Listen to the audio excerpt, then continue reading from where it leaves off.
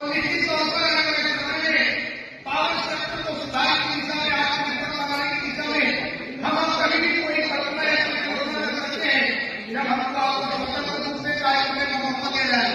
निश्चित तौर पर जो टीडीपी यहाँ बैठे हुए हैं, ये हमारी लीड है। अगर इनको स्वतंत्र रूप से कार्य करने का मौका बिजली कंपनियां देगी और प्रबंधन के द्वारा जो भी सुझाव है, जो भी मांगे या जो भी तकलीफ है या जो भी दिक्कत है, जो भी तकनीकी प्रॉब्लम है, अगर इसको लेकर आने वाले समय में विचार करते हैं, प्रभावी तरीके से कार्रवाई को अंजाम देते हैं, तो निश्चित तौर पर जो भी हमारे नीति भाई है, ये आने वाले समय में जहां घोषणा को सुधार की दिशा में अग्रसर करेंगे, वही बिजली कंपनियों को आत्मनिर्भर बनाने की दिशा में आगे बढ़ते हुए बिजली कंपनियों को जो भी कठिनाई